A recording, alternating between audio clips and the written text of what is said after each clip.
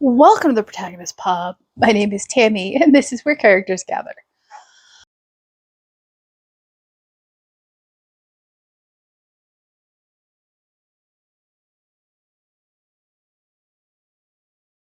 Okay, surprise!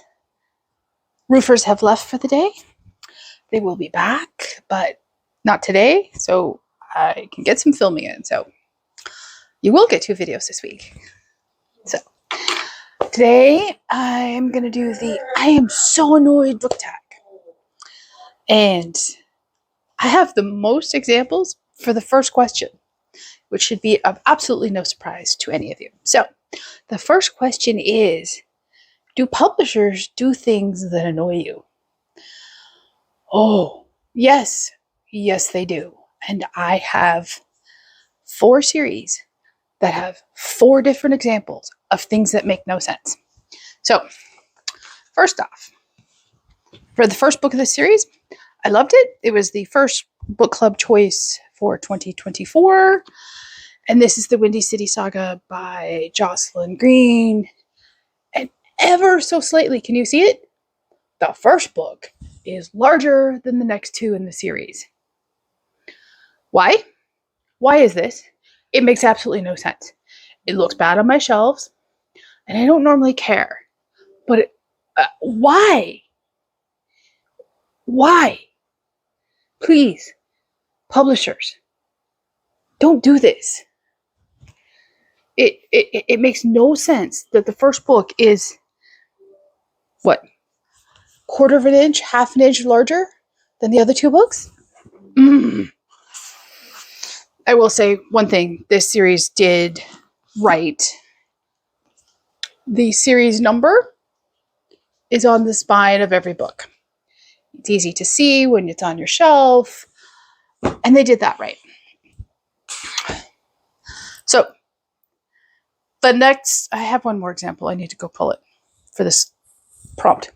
The next 3 all suffer from the same thing and in varying degrees. When your books are this thick, why are they published in mass market paperback format? Why? It is bad for the reader. It is bad for the bookcases. The books don't last, and it makes no sense. So let's talk about them because they're not all the same. There's 3 different sizes here. The first one is Empire of Silence by Christopher Rocchio. This was published by his first publishing house. His second publishing house has republished it in the appropriate trade paperback size, in which I am upgrading my copy to, because when a book is just over 750 pages, you cannot effectively read this, and the print is minuscule at 750 pages. It makes absolutely zero logical sense, other than, can't even think of a reason. So, next one is also a mass market paperback, but again, it is slightly taller than the normal mass market paperback size. Why? And this one is just over 700 pages. Print is slightly larger. However, again, this series should be in trade paperback. There is no excuse for a 700 plus page novel to be in mass market. It makes for a poor condition book at the end, and I don't understand. So next is Wheel of Time, and this is book 6, which it does say on the front cover which book it is, just however, it doesn't say it on the spine.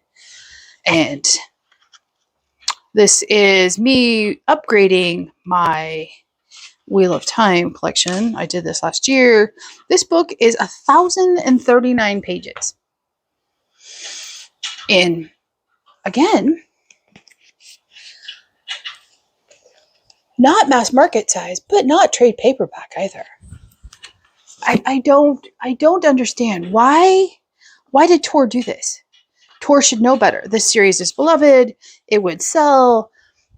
Print goes from margin to margin, so you're going to have to break the spine no matter how hard you don't want to.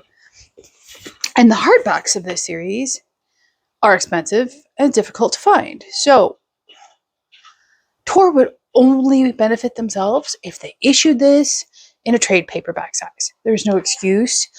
There is no justification. It just drives me nuts. I do not like my spines to be broken. And it's one thing if I buy a used book and there's some break-in in the spine. I don't mind that.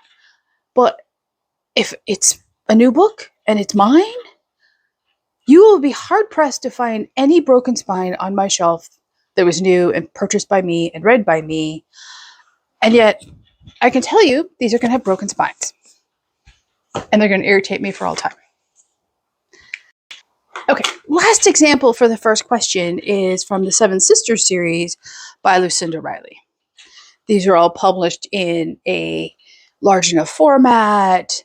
They're not minuscule print. They're not in a mass market format. And for some of the books, there is a series number. However, for books 4 and 5, for whatever reason, Pan Publishing failed to put the series number on the book. It makes no sense. I don't understand. How did that not get caught after the 4th book? How did it go for 2 books in the publishing series and not get caught? How has it not been caught in any of the reprints?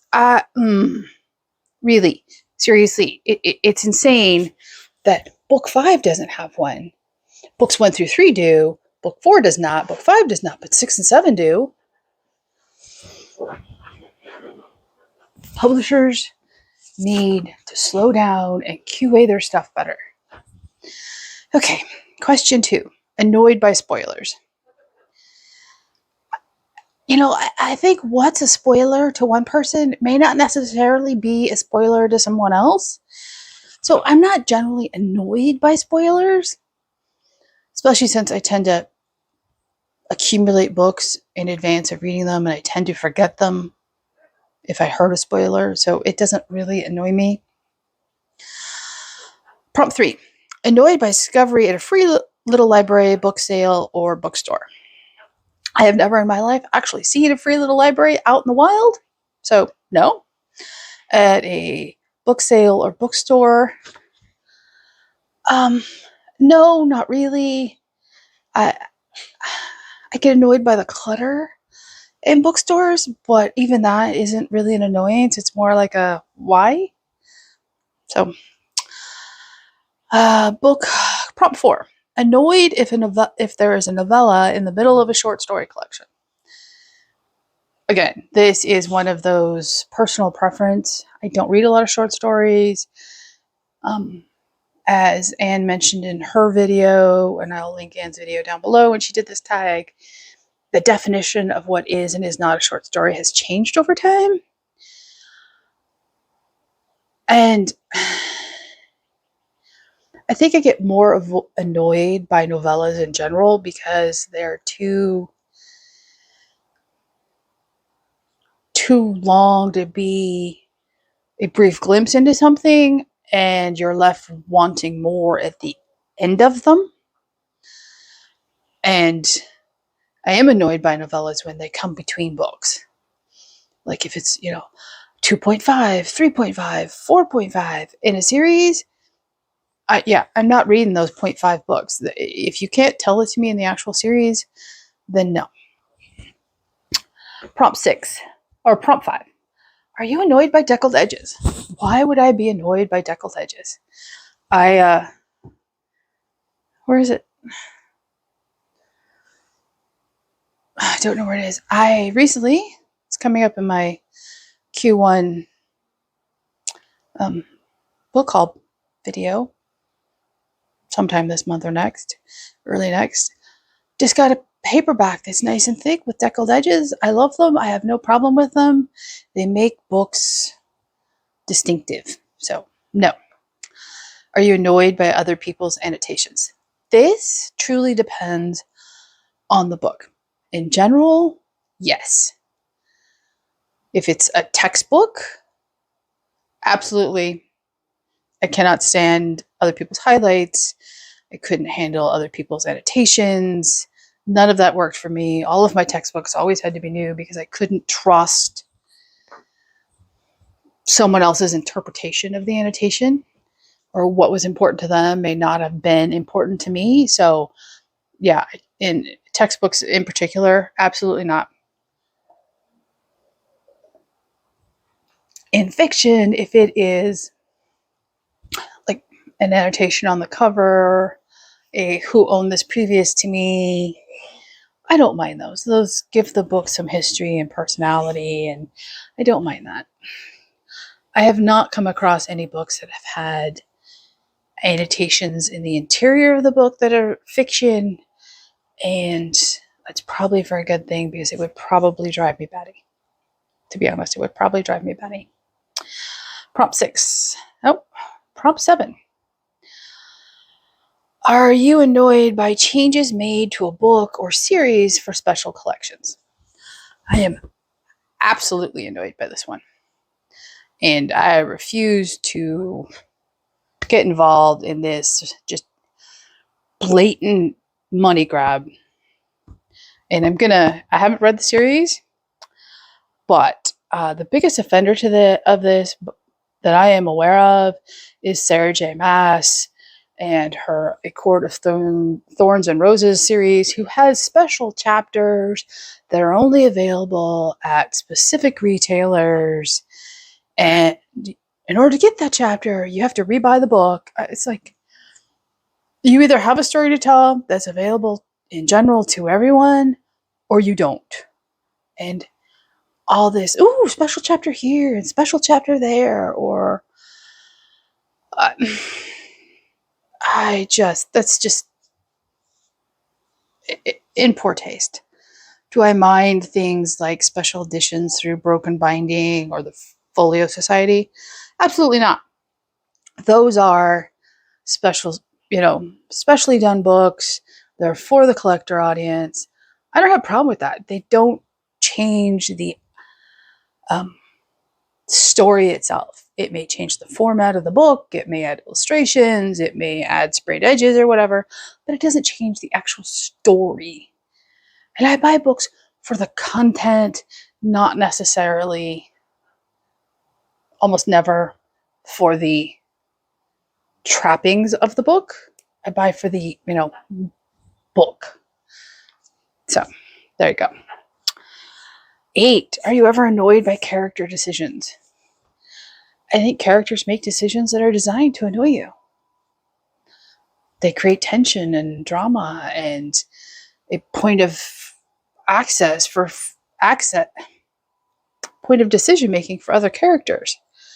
And do I think, some decisions by characters are just beyond silly? Yeah, absolutely. Does it annoy me?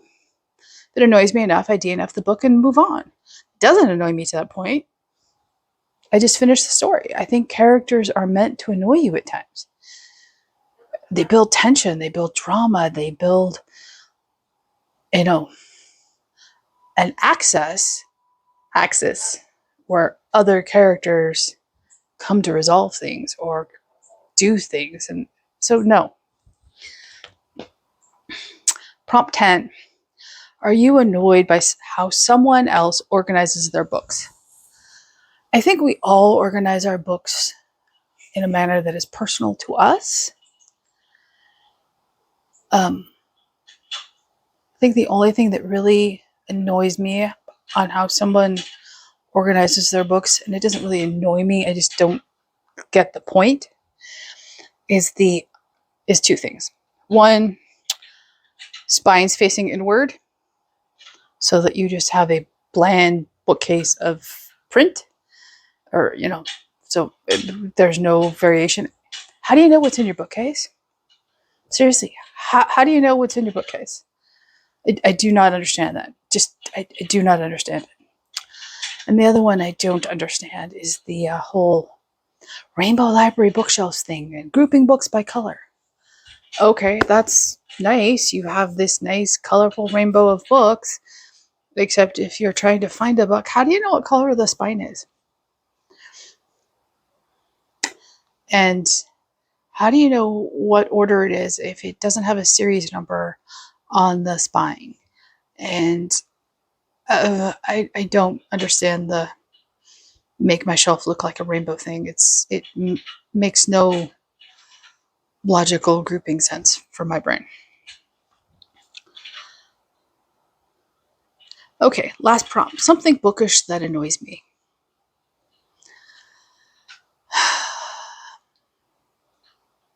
It's really hard. I really don't have anything bookish that annoys me that I haven't already talked about. But if I had to name the most annoying bookish thing that just drives me insane, it's when series come out and they do not have a series number on the spine or on the front cover. It is minimal effort. It would be minimal additional cost to a printed book, or and I do not understand the logic. I do not understand why you would as a publisher, make it more difficult for your reader to pick up the next book in a series if you cannot be bothered to number the books in the series. I just don't understand that. I will never understand that. It's just beyond my brain. So, there it is. So, who am I going to tag? I will go ahead and tag Morgan over at Morgan's Endless Bookshelf. I will tag Amanda over at Book Lover Amanda. And Jeanette over at Jane Reads. If you haven't done this with tag, please feel free to do so. And leave a comment down below, like and subscribe. And I will see you here next time at the Protagonist Pub.